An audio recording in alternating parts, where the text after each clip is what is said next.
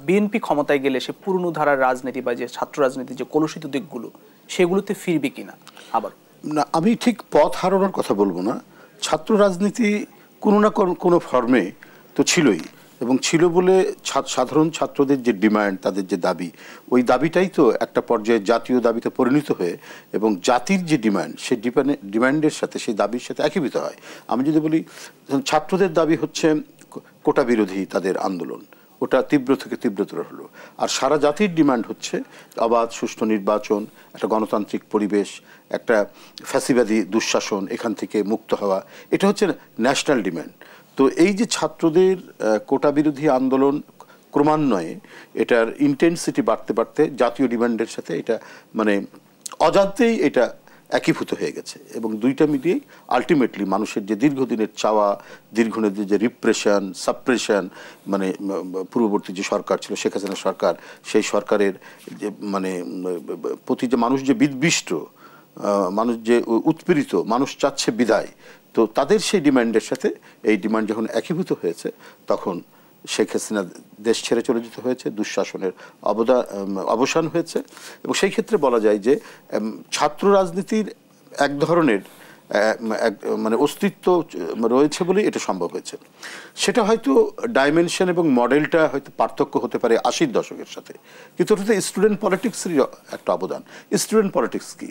তার রাষ্ট্র এবং সমাজ নিয়ে তার যে চিন্তা, এই যে তাদের আগামী দিনের স্বপ্ন, দেশে একটা প্রতিযোগিতামূলক পরীক্ষা হবে, সেই পরীক্ষার মধ্যে দিয়ে মেধাবী ছেলেরা তারা রাষ্ট্রের গুরুত্বপূর্ণ জায়গায় কাজ করবে।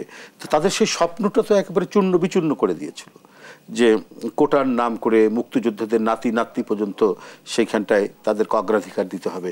তাহলে লেখাপড়া, তাহলে বিশ্ববিদ্যালয়, বিভিন্ন শিক্ষা প্রতিষ্ঠান, এগুলো থাকলো কোথায়, দরকার থাকলো কোথায়? এই যে রাত জেগে পড়াশোনা করা, প্রতিযোগিতামূলক পরীক্ষায় অবতীর্ণ হব, হয়ে একটা ভালো চাকরি পাবো, এইটা নিয়েই তো ছেলেরা পরিশ্রম করে, স্টাডি করে, লেখাপড়া করে। তো সেই যে তার যে মানে অন্তর্গত যে তাগিদটা, সেই তাগিদটা তো একটা ম্রিয়মান হয়ে যাচ্ছে, সেই তাগিদটা তো আস্তে আস্তে অপশ্রিয়মান হচ্ছে, মানে তার মধ্যে একটা হতাশা তৈরি হচ্ছে।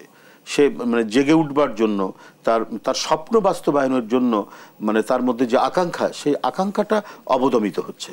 তো সুতরাং এইখান থেকে তারা যে জেগে ওঠার যে প্রবণতা নিয়ে তারা যখন আন্দোলন এবং রাস্তায় সামিল হলো, এবং এই সামিলটা হওয়াটাই হচ্ছে ছাত্র রাজনীতির একটা অংশ। আগামীতে ছাত্র রাজনীতিকে মানে কিরকম ছাত্র রাজনীতি দেখতে চান আপনি?